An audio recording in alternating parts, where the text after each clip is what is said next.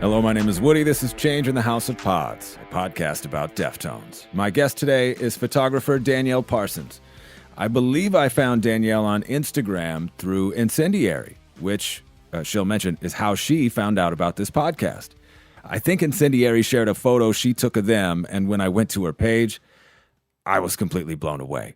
She's taken pictures of almost all my favorite hardcore bands, and so many more, including Deftones, and she'll talk about that experience today. But as blown away as I am by her photography, I've been genuinely moved by her generosity. On the strength of this conversation alone, Danielle was kind enough to not only refer some fantastic people to join me on the podcast, she also sent me 2 beautiful prints of 2 amazing photos she took of Chino. And it meant the world to me. This completely selfless act of kindness came at a moment when I really needed it. And for that, I am sincerely grateful to have met her. As you can imagine, we're going to spend quite a bit of time talking about photography today, and over the next couple of episodes, actually. Next week, I'll be joined by Rick Kosick, who, of course, shot the cover for Around the Fur and some of the most iconic Deftones photos of all time. After that, I'll be joined by Christian Castillo from Gulch, a pretty damn good photographer himself. Change in the House of Pods is available on most platforms. Please follow, like, subscribe, drop a review, and if you're on Instagram or Twitter, you can connect with me. I'm at Woodbruh. Woodbruh. I love talking about Deftones, so hit me up. All right, let's get into it. To set the scene, she popped on Zoom with a screenshot from the Limp Bizkit music video for Rollin' as her background. And my conversation with Danielle Parsons began with her earliest introduction to photography. When I was younger, I was probably around 12. My mom had this camera, like a version of this camera. It's like a Canon. It's a Canon AE1. So it's like a film camera from like the 80s, and she had it. And I found it and I was like, this is really cool. I'm just pushing all the buttons. I don't know what I'm doing. And she's like, all right, let's get you some film. So she bought me some film, and that's kind of how it happened. I was lucky enough to be able to take photography classes in high school and just kind of, build my craft from there. But it just kind of happened. I mean, it wasn't anything I really aspired to be when I was younger. I wanted to be like a ghost hunter for a period of time. I didn't want to be a photographer. You wanted to be a ghost hunter? I wanted to be a ghost hunter. So I really there was that show on MTV called Fear with the Godsmack intro. I vaguely remember that now that you mention it. Yeah. That was my inspiration. What was the premise of that show? I don't remember. It was just taking a bunch of 20-year-old kids and putting them in like a haunted place with like cameras on them. And it was, and just like they would have to do seances or do like creepy stuff. Like just, it's on YouTube if you want to get into it. It's great. No, I don't. I probably don't want to get into it. I don't think I have any time for the Godsmack Fear show, but nonetheless, it does ring a bell, and it's pretty funny that inspired you to want to become a ghost hunter. And they're legit, like there are ghost hunter shows on like other channels now too. You probably could have made a run at it. I don't imagine that there are like a lot of people in that category. It was more, I feel like, in like the mid or like late 90s to mid 2000s, probably. That stuff was like cool. My cat's just watching. Oh, that's like, I can't tell. All I can see are the Limp Bizkit dancers. Is that from the Nookie video? It's from the Rollin' video. The Rollin' video. I'm an unabashed like nu metal fan. I don't go deep. I like the big 4 or 5 or whatever, but I don't go deep into it. So seeing that background it's pretty fun. My dream would be to get Fred Durst on this podcast. That would be, I think, an amazing conversation. You're biting your. You are not a Limp Bizkit fan at all. No, a little. I like Limp Bizkit, like, for what they are. It's like nostalgia for me. Sure. Like reminds me of being in elementary school. Yeah. It's totally nostalgia for me, but I do know all the words, so. No shame. For what it's worth. So it sounds like you found photography before high school were taking pictures throughout high school. What did you shoot? What did you take pictures of? Just random stuff, like all over my house. I ended up taking a picture of my parents' piano that ended up on a Jones soda bottle out of nowhere, which was super Oh, cool. wow. I was like 13 when it happened, and I was like, Whoa, this really? is yeah, and the picture was terrible. It's the worst photo. It's a piano in like sepia tone, and it's terrible, but it was like the coolest. That was kind of the catalyst for like me being like, oh, maybe I can make something of this. And this was like the time where I started like getting into music, and but show photography was never anything, or doing anything with music was never anything that like crossed my mind when I was that young. Is that what you would consider yourself as like a music photographer? Yeah, I guess. Maybe I don't even really sometimes consider myself a photographer, Hmm. even though like I don't know. I have terrible imposter syndrome, so What does that mean? just like, how do I describe it? Like, so I have a lot of very amazing, talented friends who are photographers, and I look at them and I'm just like, oh my God, I suck. Like that kind of, you know, Yeah. So self that makes you feel like criticism. you're phony or something? Is that what you mean? Yeah, or just like, like not, not good, or just, I don't know. I feel like throughout history, though, people who are talented do congregate together. Like that's who, like they're friends with each other. You know what I mean? Like, uh, uh, who is it? The Hawthorne and Melville. You know what I mean? Like even back to the literature giants, like people who are really good at what they do, they sort of tend to emerge together in the scene, or they at least are, aware of each other and that sort of thing. But so you don't know if concert photography is, I mean, obviously for the past year, concert photography hasn't been something that you've been doing. What have you been taking pictures of? I mean, I see what's on your Instagram, which is dope, but is what are you taking pictures of in 2020 and now 21? Well, I was lucky enough to shoot three shows in 2020 before everything shut down. And I did a recording session with this incredible band called Teenage Wrist. But this was like in like February when it was like no one really knew what was going to happen. But I've luckily had like three or so steady promo shoots for a couple different artists. I was quarantined out in Detroit with my boyfriend and his family, and I picked up a job there. So other than those like three, I did a maternity shoot last week for a friend. But I've really just been like bored and just taking pictures of my cat, or like walking outside, and like, or I'll usually keep like two film cameras on me at a time. So if I'm like out and about, just see something, just it's been just street photography, I guess, and just documenting my surroundings because I'm so bored. Yeah. Is photography your only medium?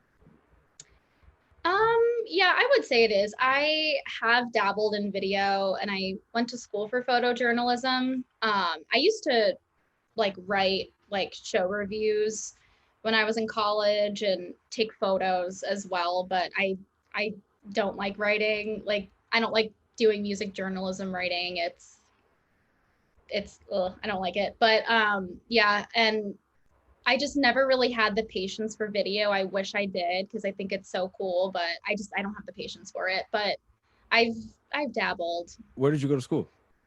I went to Temple University in Philadelphia. Oh wow. And you're from the West Coast, right? Oh no, I'm from like the Philly suburbs.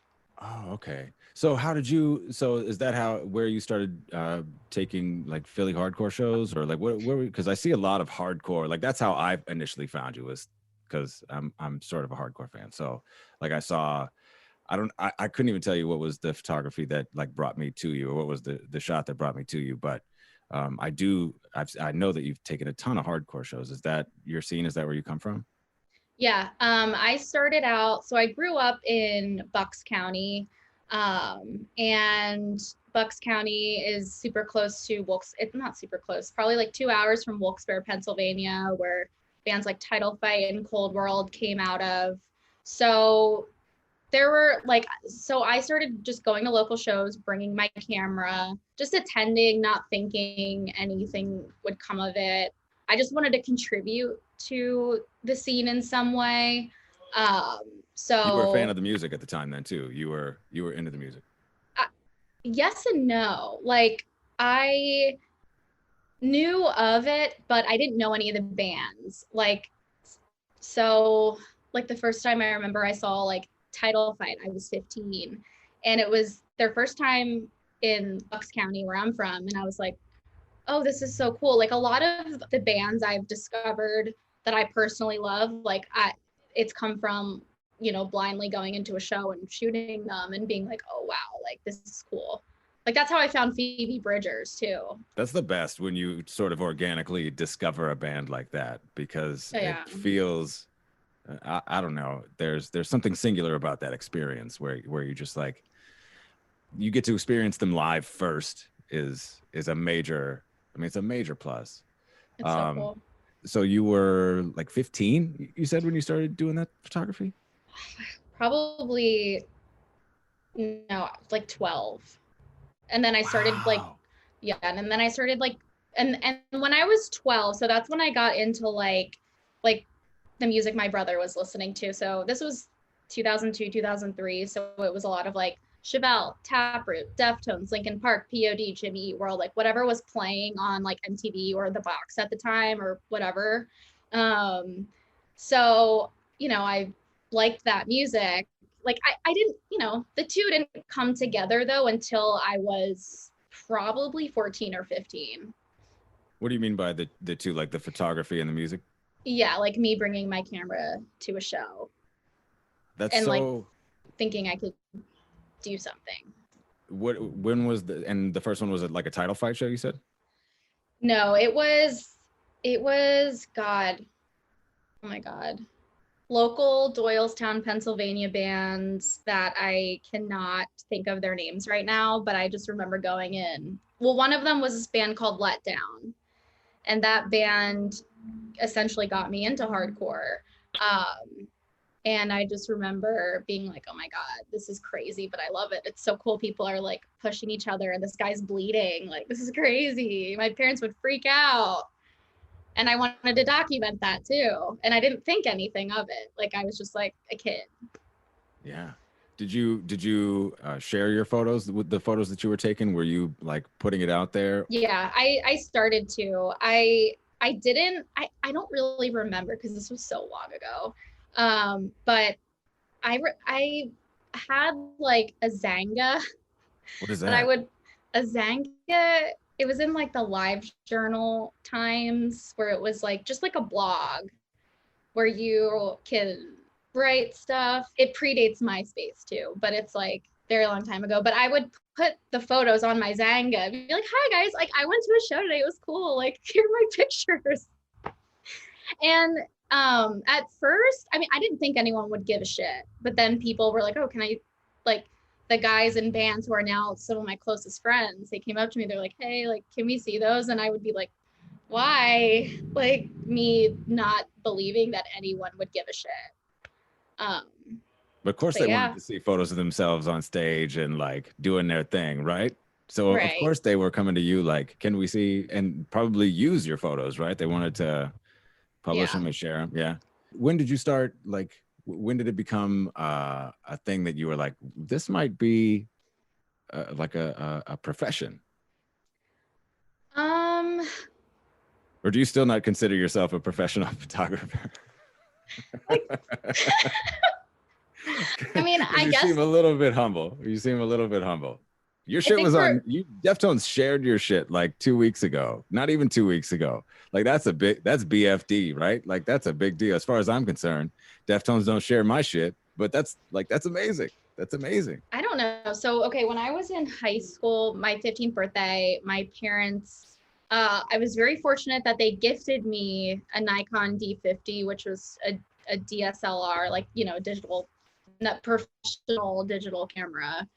I think that was kind of like a point where I was like, okay, like maybe I can do something with this. And I was taking photography classes in high school as well. So I knew I wanted to like study photography in school, but I wasn't really thinking about my future. I wasn't like, I have a 5-year plan. This is my plan. Yeah. I kind of just, I kind of just, I feel like took it and really went with it. And that made it possible for me to do like I shot a lot of cool stuff when I was in college.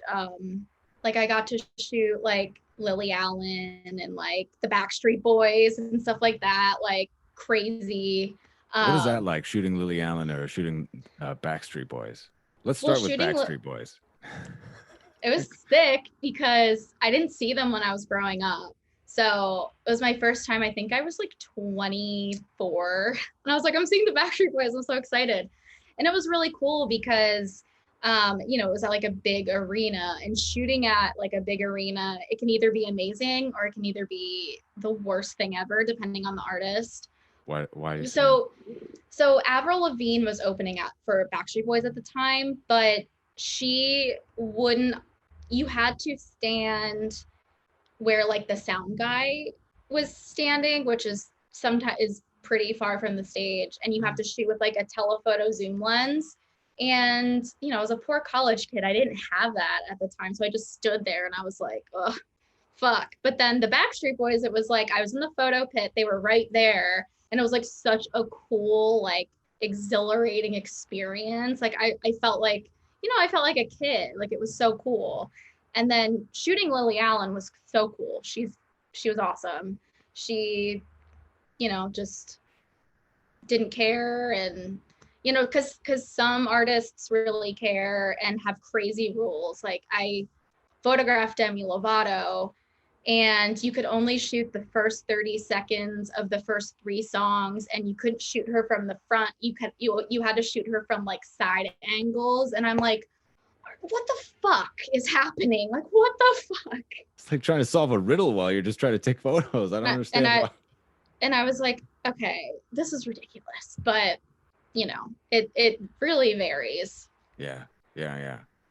So you were in college, like already doing big, like arena tour photography. Is that unusual? Are you sort of a unicorn in that way, or is it pretty common? I would say I'm a unicorn. I had friends that were doing similar things. Like one of my good friends, we were working for like the same publication at the time, and she was the head photographer. So like anything she can do, like I would do. So like, I had a friend that was doing that.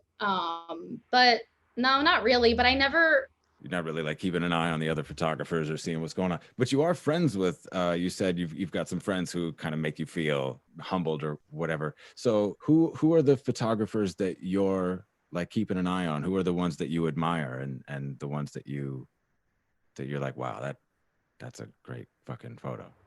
There's a lot of them. Yeah. A lot.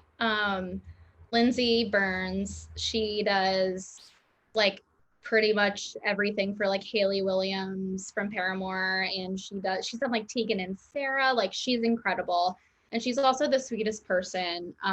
Angela Owens, she works for the Wall Street Journal.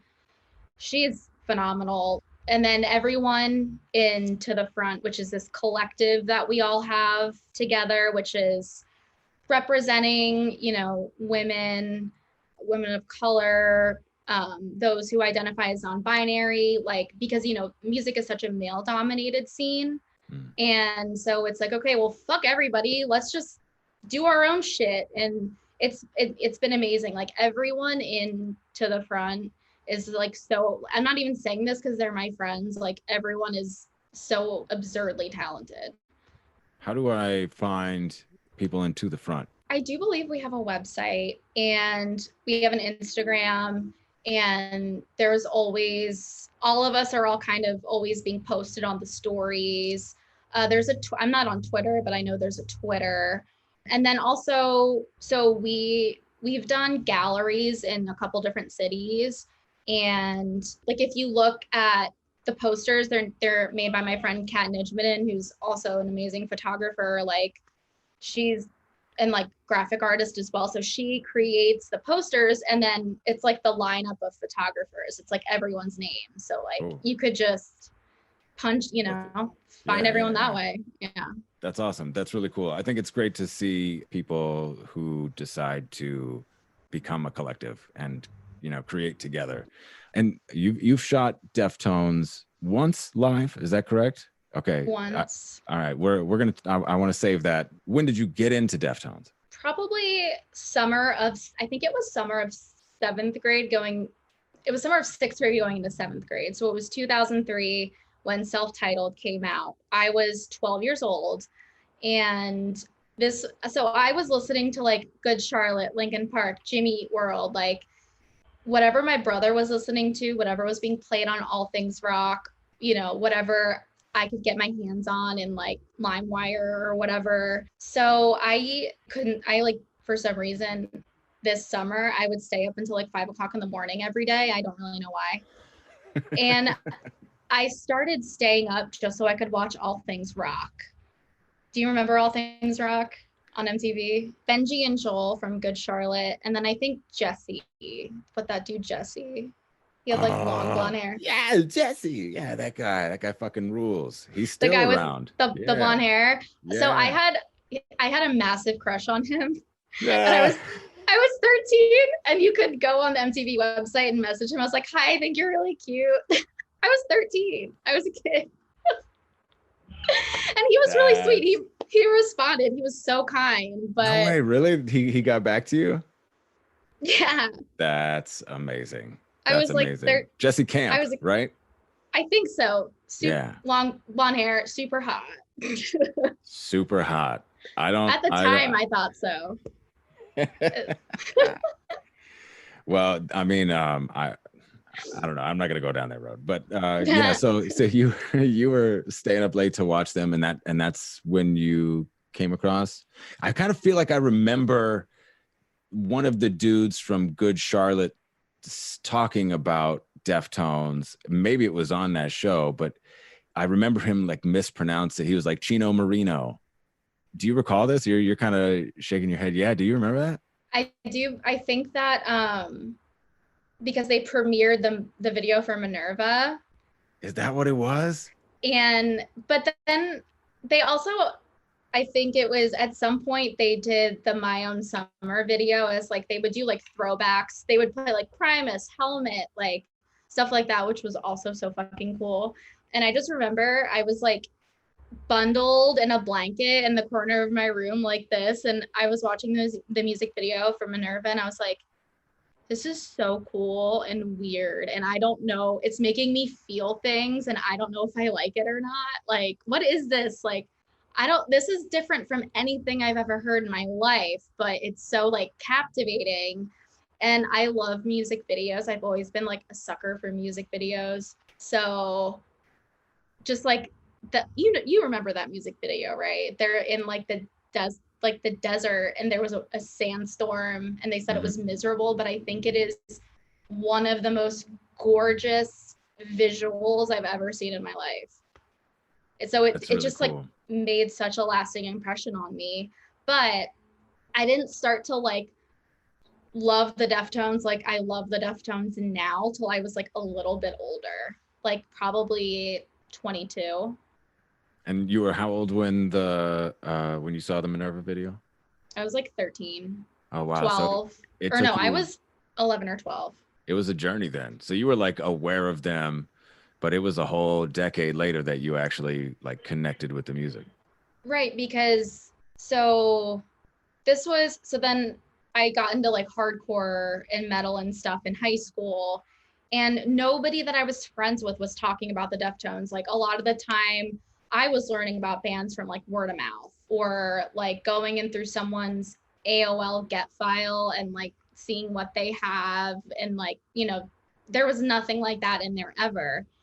And I think this was when, I forget which record. It was Diamond Eyes or Koi. is when I started to just be like, oh, this, someone posted something like a song or something, and I was like, oh, this is sick. Because I never thought, like, you know, when I saw the Minerva video, I wasn't like, oh, this band probably has a sick catalog of music I can get into. I was like, oh, this is really cool. I don't, you know, You were I don't know 12. anything. I was Yeah. 12. Yeah. Right. So you saw somebody post something somewhere and you jumped in, or do you remember what it was? Do you remember what it was? No. No, but you And jumped in after that. yeah, I was 22. I was living in South Philly at the time, I remember. And I was like, oh, Deftones have such a big catalog. Like, I don't I don't know what to get into. So I just made like a humongous playlist of every record at the time. And I was like Wow. filtering it out. Dude, that And was I the remember smartest thing you've ever done in your life. Beth Beth Constantino from Best Coast. I remember she tweeted back then about how she was singing along to Cherry Waves in her car, and I was like, Cherry Waves. And then I put on the song and I was like, holy shit, this is I was like, this is crazy. And so and then I became obsessed with like Saturday Night Wrist before anything else, which I'm sure people will shit on me for, but Fuck them. That's not what we're here to do. This is a celebration. That's dope though. That's an OG Saturday Night Wrist shirt, right? I think so. I can sort of see the Like a the hot lady. girl, yeah. Yeah. A hot Deftones girl and some weird shit that I don't understand. So But I love it. and you think Coy was probably maybe out at that time, or I think so, because it was 2010, 2011, you said? I think it was Koi, so I was probably 22. But I'm getting to the point in my life where certain periods of my life are blending together, and I'm like, my memories are becoming, because I just turned 30, so I'm like, oh, being 22, I don't what like Oh no, I feel racking that. my brain for memories and like Totally feel that. specific things. No, that's okay. It's more about the journey and the experience than knowing exactly when. But just to give some context, that you like put together the playlist or whatever, and then went back and connected with that album as opposed to what was newest is sort of unique, I think. You know what I mean? Like, it's cool that you. And what were you listening to at that time? Was it just like hardcore and the music that you were shooting? It was a lot of hardcore, and then That's so that's when fucking dope, dude. That's so that cool that so many hardcore fans like. I love that hardcore people love Deftones. I think it's just so interesting, hardcore, fascinating. they either love them or hate them. I've never met There's some haters too. Well, yeah, get that. Yeah. I was listening to like, I got into like Hum and Helmet, and Oh, you were primed up then. You were in the wheelhouse. That's really cool because I feel like the different places that people approach Deftones from, I don't know, there's something about the music that you're listening to when you meet that band, when you meet Deftones, that sort of, but it's always different. And that's why it's really interesting to me to think about, you know, what you're listening to at that time. You know what I mean? and yeah, and it also kind of makes sense because I didn't even realize at the time that, like, you know, that Hum and Helmet had influenced the Deftones so much. But then when I read about it, I was like, that makes sense. And that's so fucking cool. Like, I love that. Yeah. Like, I remember I saw Helmet when they did like the Betty tour, and someone was like, Sinatra. And Paige was like, oh no, that's a Deftones song. And I was like, wow, that's cool as hell. That's super cool. Wow. That's sick. See, and that's something that I talk about Deftones influences all the time, and they've always put me onto some. Who have Deftones put you onto? Have they put you onto anything? probably, but nothing I can think of. But I will say the cut, like the B-sides and like rarities record, their cover of Simple Man by Skinnerd made me, and probably gonna get shit for this too, but I wasn't like a Skinnerd head. Like I grew up listening to the Eagles and like Fleetwood Mac, like that's what my dad liked. So I was like, God, this is like a fucking beautiful, gut-wrenching song. And then I fell in love with the Skinnerd version, and I was so bored during quarantine that I just like learned it on bass. Like, Really? they got me into like that song, but like Do you like the Shine Down version of that song? Because where I'm from, in my experience, people swoon over the Shine Down version of Simple Man. I've never heard it, but it's such a beautiful song, and it like makes me feel like a weird sad that I love whenever I hear it. I just think it's a beautiful song. That's a very Deftonesian thing, though, right? Like the beautiful sad thing. Like that's and the Be Quiet and Drive acoustic, it's like the same feeling. And there was like a period of time, probably like 2 years ago, I was going through like a very bad rough patch in my life. I listened to the Be Quiet and Drive song on repeat for hours. Yeah. During the day. Yeah. That's the greatest song of all time. And in my opinion, like that's just the best. But the acoustic version, and they don't do a lot of acoustic, right? Like the acoustic thing is not something that they've only dabbled lightly, but the acoustic joints are pretty dope. I feel like the Boys Republic from the Live in Hawaii DVD is like the superior version of that song. It's so great. It's just so great. It like gets you in the feels. It gets me in pretty much every way. Like it's just a great song. It's a unique experience to see them doing something acoustic, and then the whole like DVD is just, I think I have it like right here. Yeah. That's so cool. Like it's just extra. It's just fun. Yeah. It's just what was it about Saturday Night Wrist though? Oh, what you got? This is Dr. Mantis Toboggan, and he's just being annoying. Mantis. Yeah. What movie is that from? Is that it's from it's an It's Always Sunny reference. I actually adopted him for my friend. She couldn't keep him anymore, and we're both It's Always Sunny fans. So I was like, he's gonna stay Dr. Mantis Toboggan forever. That fucking rules. Anyway, Saturday Night Wrist. Yeah, what was it about Saturday Night Wrist that hooked you in? Was it that experience of, who was it? You said from Best Coast? Yeah. Yeah, what was that? It was like a Cherry Waves. Yeah, she's like said something about singing Cherry Waves in her car. I don't know why, but because I'm a huge fan of Best Coast too. I think the band is so dope and they're great people.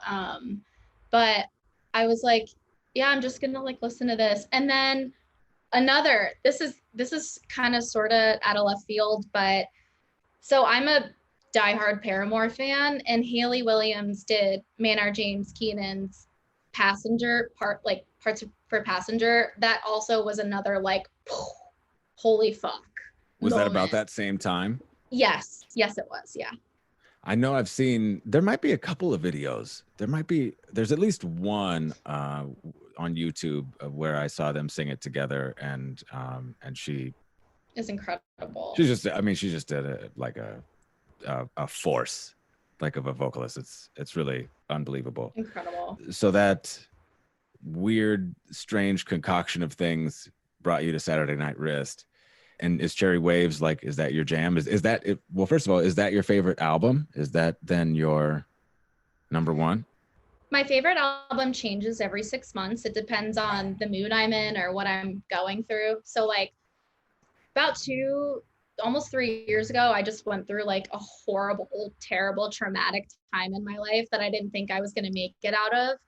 And Saturday Night Wrist, I just felt I identified with the most, because that record is just about like shit falling apart. So that was my favorite record at the time. And then when I felt better, it was Diamond Eyes. And I think I would listen to 976 Evil into This Place's Death. Sure. Incredible. So, and I was listening to like that together, and then Battle Axe like on repeat. So like Diamond Eyes was my favorite. You were in a place. I was in a place, and then it became self-titled. And I was lucky enough that it was like, this was summer of 2008. I did merch at Aftershock Fest, and I was setting up merch, and all of a sudden I hear and I was like, oh my God, they're sound checking. Holy shit, this is so fucking cool. It was like, sounds so nerdy, but like such a cool moment where I was like, this is my favorite Deftones record right now. And I'm like just I'm slinging freaking like t-shirts, and I hear this, and I ran over and I was like, holy shit. Did you watch it? Did you watch them sound check? I watched a little bit because I had to keep setting up merch, but I did get to watch their set. Someone in a wheelchair, I think, crowd surfed. It was so cool. Was that your first live experience at Deftones? That was my second. What was your first? My first was when I got to shoot them at the Greek Theater. Oh, it was wow, your first was working. That's cool as shit, dude. That's so cool. It was the summer I had moved to Los Angeles. I was 25 or 26, and I lived right below the Greek Theater too. So it was like, oh, just got in the car and went straight up. And it was, and those are the pictures that they've posted like twice now. This is like from 5 years ago. So that was my first experience. And I remember I had like the chills. I was like kind of shaking, and I was like, oh my God, this, like, I just felt like a kid. And I love, like, I'm a huge Quicksand fan. So like, I think Sergio is so fucking cool too. So I was like, oh my God, this is just incredible. Like, it was one of the best days of my life. Like, sometimes I'll just go on Last FM and I'll like look at the set list just to like remember. Do you remember the set list? It was like vaguely. I mean, it was like they might have played Hole in the Earth. I don't remember. Or Kim Dracula. I can't remember, but I was by myself too, because I went to shoot and then I was just like in the stands, like just enjoying it. And I remember I was wearing heels that were this big because I'm 5'2". And sometimes I have to wear these shoes when I shoot a show because everyone's so much taller than me. So I was like on a slant in these heels and I was in so much pain, but I didn't realize I was in pain. Because you were euphoric. It was so sick. It was so cool. Was it hard? Was it easy? What was like the actual, like, I mean, at this point, you're pretty, I mean, how many shows do you think you'd shot at that point? Hundreds, right? Like, you're a well-versed photographer by the time you pull up to your favorite band and then you get to shoot them. And I'm assuming they didn't give you the Demi Lovato, like the first 30 seconds of the song. That was run and gun and do your thing, right? Right. So it was like, it's every venue pretty much has the same rule, which is the first 3 songs, which is just kind of standard. So I had to be escorted, like we all had to be escorted. And then, and you're like, there's like the barricade, and then there's like the pit where all the security guards are. And then there's a stage, and we're in the pit where all the security guards are. Right. And I was so excited and like nervous, and I had the chills that I was just like, I wasn't paying as much attention as I normally would be at like what exactly I'm doing, but oh, that's super funny. Like, I realized I didn't get any pictures of Sergio, and I fucking love him, but I was just like I was in front of Steph Chino the whole time, and I was just like most of my shots were of like Chino interacting with the crowd, which like the way he was like reaching out, like there's a picture I have where it's like just a bunch of hands coming at him, and I'm just like, oh my, like this guy is so fucking cool. He loves what he does. He loves his fans. He doesn't give a fuck. Like, he's just having a good time. And I was just like, not like, I would, if I could redo it, I would, but like, it was like top 10 best days of my life. What would you do differently? If you said you would redo it if you could, what would you do differently other than shoot Sergio and make it right to the other side of the stage? So shoot Sergio. I mean, I would have put more thought into like the shots I was taking and like the lighting and what I was doing, as opposed to just going like I would have been more professional about it, obviously, but yeah, it's okay. I can totally relate. So this was the Greek Theater, you said? It was 16? 16. All right. So there's like a cassette next to Heart's Wires, which is weird. So like maybe they started to it was just that they came out, I think, with the intro, because this was right after Gore came out. Yeah. And then Rocket Skates, Geometric Headdress, which is pretty cool. I don't think they played that a ton. I don't know for sure, but yeah, this is it's a banging set list. I think Head Up is on there. Wait, Oh yeah, yeah, yeah. Head Up's on there. The encore was Summer, Head Up, and then the second encore was Bored and Engine 9. But I mean, they do. The set lists don't vary a ton, but you did see Kim Dracula, which is pretty slick, especially in 2016. And Ricketts, I think, is always so fucking cool to see. And Knife Party, that's I mean, that's a solid. I mean, all of it's great. What are we talking about? All of it's great. But to experience that as your first Deftones concert and to be shooting it, is that the pinnacle? Have you reached the mountaintop? Is there anything more, or would you rather get another chance to shoot them again and then really like fucking nail it? You mean like the pinnacle of like things I have shot? Yeah.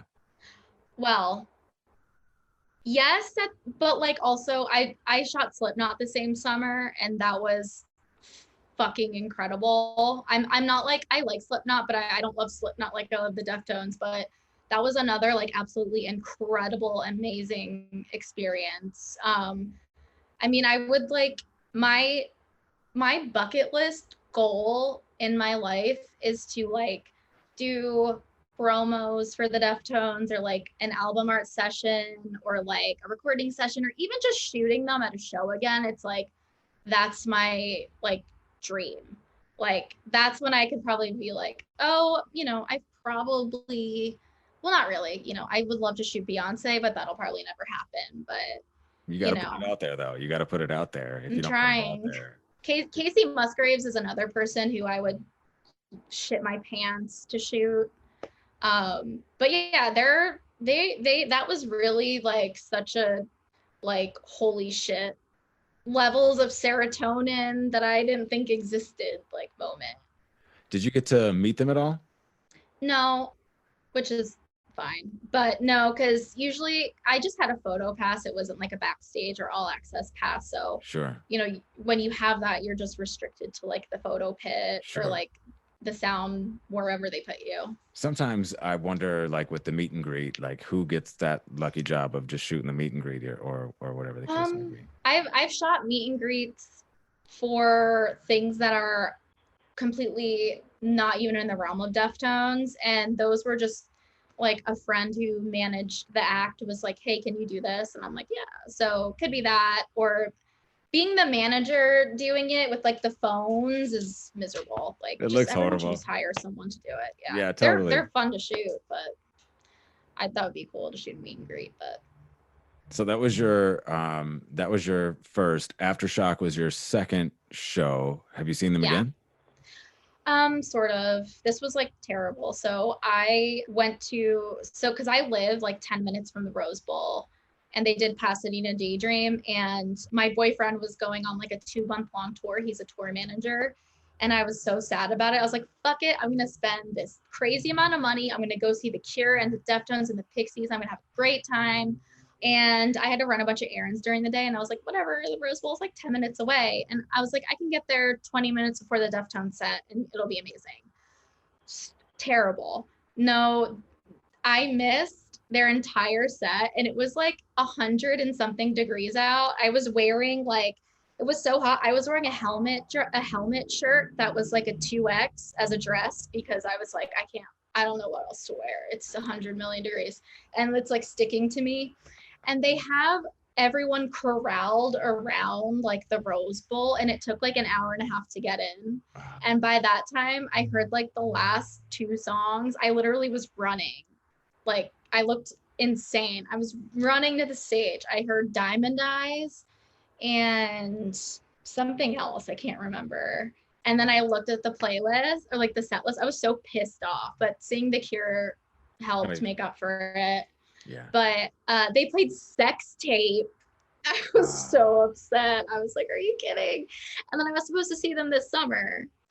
Yeah. But that didn't happen. And I was so excited for that, because it was at the Greek Theater again. And I was like gonna try to see if I could shoot it. And I was like, God, I wonder if I've ever seen Sex Tape live. I'm gonna have to look that up. Right? And like, because that's a beautiful song. It is truly a beautiful song and a great video. If I may. You said you're a big fan of the videos. Just to sort of diverge a little bit, what are your favorite Deftones videos? My Own Summer. I actually Word? You like that? Really? Oh my God. I got a My Own Summer tattoo with a shark. I love it That's so much. that's amazing. Um, That's so rad. I love them so much. What's the nerdiest shit you've done for like is the tattoo the most like Deftones geeked out thing that you've done or purchased or Yeah, probably. I have like a bit of a Deftones t-shirt collection, which that fucking rules. well, the All thing right. is a lot of it was gifted to me from an ex-boyfriend. He did like a trade and got me these shirts and I still That's have awesome. them. What But a they were like, yeah, he's a cool guy. We're that was cool. a solid human being. Yeah, nice guy. Um, and then so I got like all those shirts from him, and then I just like would go on eBay and probably I don't know. I feel like I sewed like cut up a Deftones t-shirt and made it a back patch on a jean jacket when I was bored or something like. Maybe the tattoo is the corniest thing. Yeah, it's. That's fucking rad. That's amazing. Okay, sorry, I sort of got you Oh, off you're track fine. there. Like favorite video though. So you like My My Own Summer is that also your favorite song or is that just your favorite video? just my favorite video, but it's a song that I listen to it almost every day, and it's like I don't Really? know. Almost Yeah, every day. yeah. There's like two songs I listen to. There's one song I listen to every day. It's not a Deftones song. It's G Angel by Sugar. I'm not familiar with that Sugar, song. it's Bob Mold's from Husker Du's like other Yeah. band, but G Angel by Sugar I think is one of the best songs ever written. I don't know why.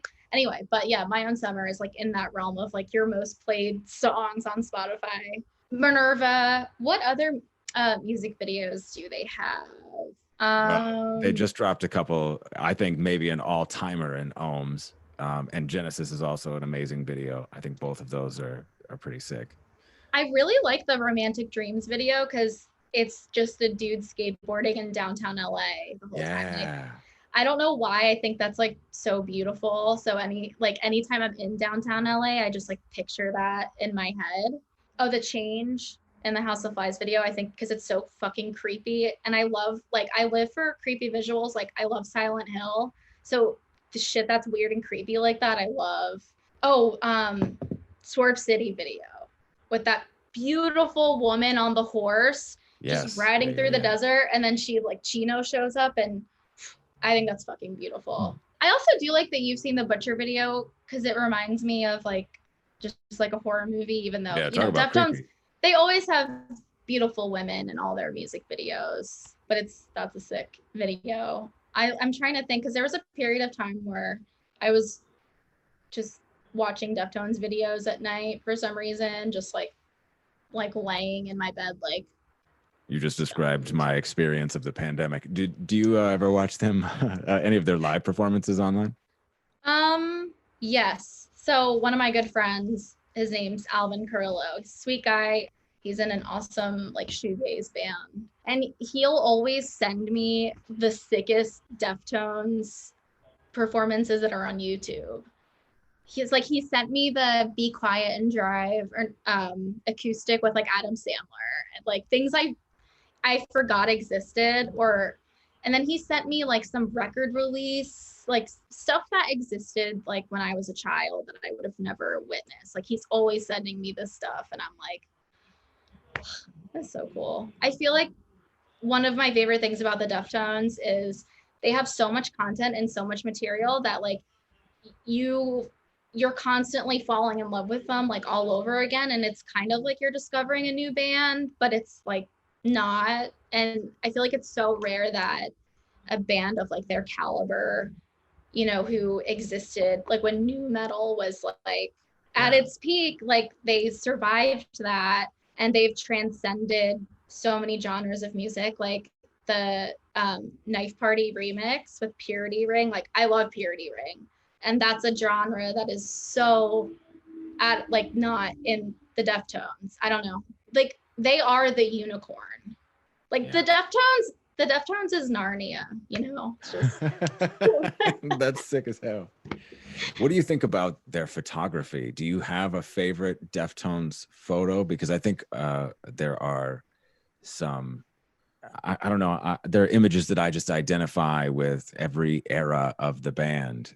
whether it's the like the white pony poster that I used to have where they were sitting like on that shelf or whatever they were sitting, and there was just the wood all over, and they're all sitting there. And of course, Steph with the media blackout, black bar, or like I could think about that one where Chino's got his hand over his eye. I think he might have had red hair and like a red. Like there are just so many, or the fucked photo, like with the fucked hoodie. So many amazing photos of the band, both promotional photos and live photos. How important do you think is the photogenic aspect of the band, like the look of the band and their ability to like really be captivating in still? Well, I'm gonna say like, okay, in regards to album art and those creatives, I think one thing is you never know what they're gonna do. Like some bands like Circus Survive, incredible band, they have the same guy, the same person do all their album art. That's amazing. Everything's always incredible. And then with like the Deftones, everything looks different. Like you couldn't think that, oh, what is that, like a turkey baster or something you stick up a kid's nose to get boogers out, like adrenaline. And then this girl at a party, like that album art is like some of my favorite album art. And I also love the Saturday Night Wrist album art because I love the color scheme, and I love that if you go into looking that blindly, like you have no idea that's from a porno. Like that's all from a porno. And then the way they've added like solar flares to it, and like just the way they manipulated it to like, to make it their own. I don't know that I saw that the picture of the lady that's like superimposed sort of in the top half of that photo of the album art. There's like an image of her. Yeah. I don't know that I saw that like even until maybe this year, like until I really looked at it. Like I don't even know that there's like a constant discovery with that with that album cover with those photos. And then I love the covers record. It's like the girl who's just sitting there smoking in a doorway. Like there's something really crazy, like beautiful and weird about that like I find so captivating. But I think the Gore artwork is stunning. And at first glance, I didn't know that was a flock of flamingos, but it was the background of my phone, even though Gore, I'm still trying with Gore. Oh, you're not there yet? I mean, okay. I kind of like, I think Prayers Triangles is like an amazing song. And I've like, it just doesn't do for me what everything else has done. But I think Ohms is like, holy shit, the spell of mathematics. Man, I love that song. Like I think I definitely told you this, but I was listening to that song on repeat because sometimes when I find something I love, I'll listen to it on repeat like for hours. And I was listening to that song on repeat and I was like, why does this song sound so familiar? And then I remember there was a period of time where I was listening to like the Konami Code song a lot because I was like, man, I wish this was like a song with lyrics and words. And it's like, holy shit, that's pretty much the spell of mathematics because they sound like almost identical. That's sick. If you listen, have to check that out. I don't think. If you listen to them side by side, it's like, and like the snapping at the end. Dude, it's such a vibe. It's so sick. Like, and it's like, I don't know what it is about the Deftones. Like people always describe them as like horny or like people, I know people who refer to the Deftones as like horny metal or stripper metal or what. Sex tones and shit like that. It's like if people who listen to Radiohead got laid, like something really funny. I just think that they're creepy in like a captivating way. Like so much of it is creepy, like all that, like the echolocation and stuff. It's like, this is creepy, but this is amazing and I love it. Yeah. There's always been, I think, an element of, you got to move to it. And that movement is always, I think, sexual in nature with Deftones. To me, I feel like down-tempo Deftones feels like a really good shroom trip. Yeah. Go on. There was last time I tripped. Well, the last time I tripped on shrooms was terrible, and I chugged the tea, and then I like thought I was throwing up sharks in the toilet, and then my own summer started playing in my head, and it was like such a bad trip that I like kept changing my clothes because I was sweating. I can't believe I'm talking about this, but it was like over quarantine, but yeah, it's like, and then from then on, I was like, holy shit, like the Deftones are really like a trip on shrooms, but a good one. Oh, that's so good. I don't know that I've ever heard anybody make that comparison before, but I'm really happy that I don't know. you brought us to that point because that's fucking awesome. That's really great. It's an What experience. It was an experience. Do you have friends now who are into Deftones? Do you because I know you said earlier, and I totally relate to that. Like when I was getting into them, I didn't know anybody who was into Deftones and nobody. But now I definitely am connected. That's part of what this podcast is all about, is connecting with people who love Deftones, right? And you had Brendan from Incendiary on here. Dude, the whole band loves Deftones. Incendiary, I can't believe I didn't even bring this up, but I love those guys. I've done some work for them. They're one of my favorite bands and they're my friends and they are the best fucking people ever. That's so cool. They are the best people. I adore them. I can't tell you how over the moon I was when Brendan agreed to, because I saw him tweet a couple of times that some different takes, that he had some hot takes about Deftones, and I reached out to him and he was like game from the get-go. And I hadn't recorded a moment of this podcast yet, but Brendan is like, well, that's how I found the podcast. Oh, really? Is that how you? Yeah, because he tweeted it and I was like, there's a Deftones podcast, because I was actually on another podcast called Musically Meditated. Yeah. And I love their like, they had me on their like Deftones album takes. And because I was like, why doesn't anyone talk about the Deftones on a podcast? Like I could write a book about this band and what they mean to me and their impact and whatever. Like I know people feel the same way. Like what the fuck? So then when like he posted it on his Instagram story, and I was like, I think I messaged him and was like, dude, what the fuck? Like this is sick. There's a Deftones podcast. It was bound to happen at some point, especially over the pandemic. And Joe, I think, is great with Musically Meditated because he really does. He does a deep dive into like the songs and really digs in. I'm not that heady. I can't just like break down a bass line or whatever the way that he's capable of doing it. And it's really great that there's a space for people to sort of geek out, because like you said, people love this band. I can't tell you how many times I feel like I go to these shows and I see the same faces and they're still doing it. Like all of these years later, it's been almost 30 years or 30 plus years. Like it's crazy. It's crazy to think that this band has been building a fan base that long. Are you a Reddit person? I've since this podcast started, I started a little bit just like introducing myself to people on Reddit. Fucked up was they were like, nope, you can't do that. I was like, okay, I'm not promoting it. I just figured, I'm gonna try to get some guests who are gonna wanna like there's gonna be cool. So they sort of welcomed me, and I like scantily post in the Reddit space in the Deftones subreddit. There are a lot of really good conversation pieces in there. Like someone was like, okay, what are your favorite transitions? Like, and I'm like, okay, well, mine is obviously like,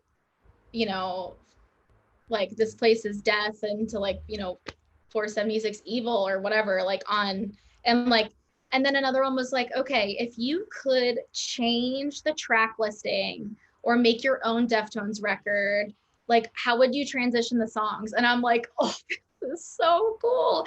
So like it's been a place of, and I actually went on the subreddit and I was like, guys, the spell of mathematics and Konami code are the same song. And then a couple people were like, holy shit. And then some guy was like, I said this like a week ago. And I was like, oh my God, someone else thought it too. Like it is this nerdy community of people who are all ages and from all over. And like, it's sick.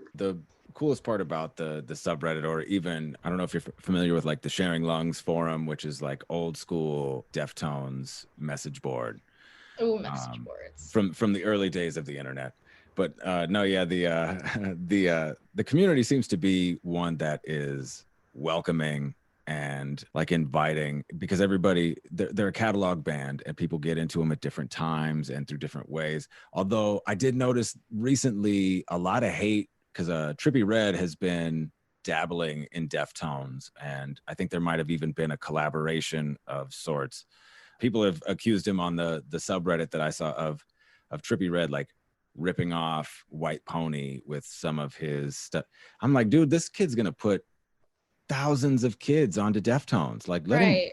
let him be inspired. I think that's awesome. Like, that's what Deftones have been doing. And if you dig into the artists that they're into, like, Exact it's not helmet. hard to connect the No. dots, like Bad Brains, The Cure, and all of those things. Like, And if you look at, do you like hum at all? sure, yeah, yeah. Okay, so you prefer an astronaut cover where it's like all that space and the zebra. Like I do Some believe that similarities there. Yeah. Deftones took inspiration from White Pony, and also with like the echo vocals, which is so cool. And hum is, they put out a new record that was like unreal, absolutely unreal. I caught a little bit of their set at the last Dia de los Deftones. They played early in the afternoon, early, and this was prior to them doing any. I mean, I think they'd been on hiatus for a while, like, right? They weren't doing a lot, Well, to my knowledge. they toured with Nothing and Failure back when I lived in Philly. Oh my, like Yipes. yeah, and I'm fortunate enough to where I've done a good bit of work for Nothing, to where I got to like go to that show, and that was fucking sick. But yeah, I don't think Hum really did much after Dia de los Deftones. But actually, one of my good friends, Marissa Schreier, she's an incredible artist and she's also a musician. She did some like promo art and like got to make the playlists for Dia de los Deftones. Oh no shit, really? And yeah, they sent Those were her like, great. yeah, they sent her, I think, like a flamingo little light to do something. Oh, like one of those neon lights. Yeah, and I was like, Marissa, where'd you get One that? of the gore lights. Yeah, and she was like, oh, I have to like give it back, and I was like, dude, Marissa, like, are you? Because yeah. One of my big regrets in terms of Deftones merch, because I've spent thousands and thousands of dollars on Deftones merch, and I'm going to ask you about your favorite T-shirts here before I let you get out of here. But one of my big regrets is not buying that fucking pink flamingo that says Gore, because I'm with you. Like the artwork on that, I have one album framed in my office space here, and it's Gore, because that thing is just, it's stunning. The visuals are like, and I've never liked the color pink, but it made me like the color pink. I fucking rock that pink neon light for sure. For sure. Cool. Yeah. So do you have a favorite Deftones shirts? I do love talking about the Deftones tees. So one of my good friends, Haley Rippey, she's an incredible photographer. She's done a lot for that band Gate Creeper, and she's a tour manager also. Early on into our friendship, when we were just forming a friendship, she also loves Helmet and the Deftones as well. So she went to a thrift store and she got me one of the Adrenaline shirts with like the cat on it. Yeah. That was it's like a 3X. It's so sick. That's Classic. One of my favorite. So cool. That's one of my favorites. I do have like the old, like, they look like they were made in 2003 t-shirts. Like, I don't really wear them that much. And I love like this Saturday Night Wrist one, because I've been like dying for a Saturday Night Wrist t-shirt and I could never find one. And then I have Deftones sweatpants that I love. Why do you think Saturday Night Wrist isn't celebrated the way that, because I feel like there are, especially since you mentioned the Reddit thing, I feel like there are a lot of people who have connected with that album, whether over time, people who missed it on first pass, or Right. younger people who were getting into Deftones late, and really that album resonated with them. What is it? What do you think it is? Well, the band didn't really like the record, right? That was sort of my understanding, but then shit, just the other day, Abe was doing a Tama UK Instagram live, and he cited something off of Saturday Night Wrist as his like favorite drum track like that they've ever done. I'm going to look up the track listing now to see if it rings a bell. But so I it's not like also that isn't like I think it might have been from Xerxes.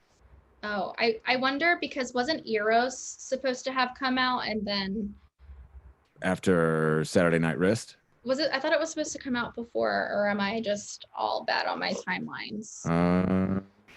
Pretty sure that you're bad on your time. No, it's somewhere in between. It's somewhere in between. There's that's the whole like from the self-titled through Diamond Right. Eyes, the dark years, as it were. You know what I mean? Like, but I too connect with that era of the music, like just it, especially the self-titled. Like I love that album more than I love My Children.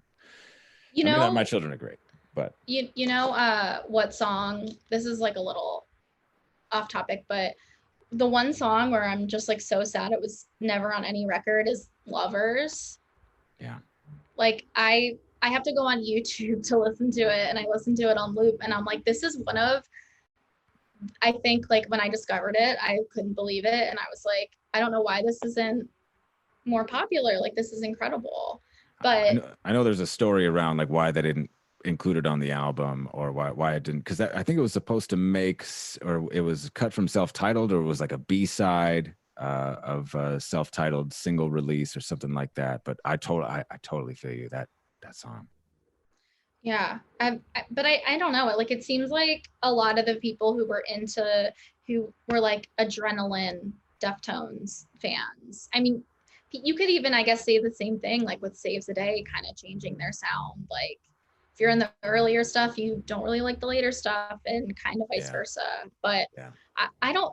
I think because it's I guess more soft compared to anything they've done, but maybe I don't know. It's I think beautiful. there's something about that album that like there's a line through that album to Ohms. You know what I mean? Like Yeah. there's I something that connects them.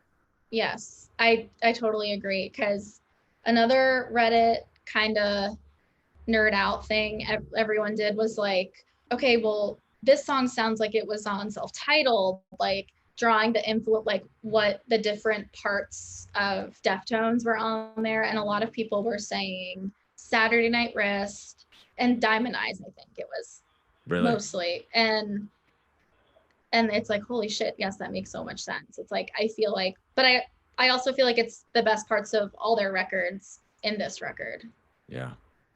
Yeah, I feel that. I've said it's to me it's their best work. It's their most interesting. It's them fully realized. It might not be everybody's favorite, or even on a certain day my favorite, but it is definitely my favorite.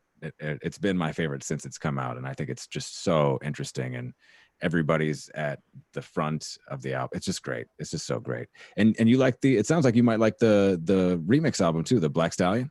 Yeah, well, I actually I listened to, what was the first one? The first, I don't think it was Knife. First thing was Knife Party, yeah. Was it Knife? Okay, yeah, which Knife Party, and then Passenger, the Shinoda remix of Passenger. Both of those, yeah. Yeah, I think those are the first two, and then Change, I guess they did a video for, or remixed the video for, which was cool as shit. Did you see that? The remix video? Yeah. Yeah, it was. I was like, this is weird, but it's cool. Like, I like the visuals though, like the Knife Party visual was like super cool. This song but you're no, not feeling so much. I said something that I got so much shit for.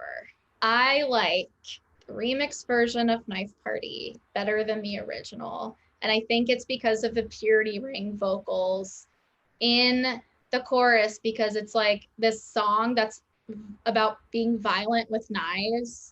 like that was written when people had their knives out, and then it has these beautiful sultry vocals, and then into like the way the song flows. I don't know.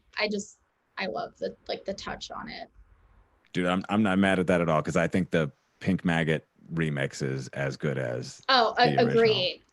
I like Back to School too. Yeah. Because it's so new metal. I love it. Yeah. I'm not like I said, Chino rapping is to me one of my favorite musical experiences, so I'm not mad at that at all. I think it's dope. He's incredible. And the Fantagram remix, the Streetcar, that's also, I think, a pretty noteworthy. It's all great. I think the whole remix album is really, it's just fun to feel other people's interpretations of your favorite band's shit. You know what I mean? Yeah. I would have been disappointed if they would have just put out the same song with some slightly different twist on it, or I don't know. Yeah. I'm glad that they really every artist seemed to really own the remix, which is cool. Yeah. And I feel like it was like, I wouldn't put Purity Ring or Fantagram and Deftones together, but I was like, holy shit. And I'm a huge Linkin Park fan too. Like, I love Linkin Park. That's rad. That's really cool. Well, how I like to conclude every conversation is with a request for recommendations. This is inspired by something Chino said on a podcast, that he only tweets out links to YouTube videos, music that he likes, because he feels like that's the coolest shit that people could get from him, is his music that he wants to share. So put me on to 3 things, and it doesn't have to be music. It could be literally anything. It could be a book you've read, a poem that you like. You've already put me onto a couple of cool things throughout this conversation. So if you want to repeat any of them, you're certainly welcome to. But 3 dope things that you think people should check out. Okay. I'm going to cheat.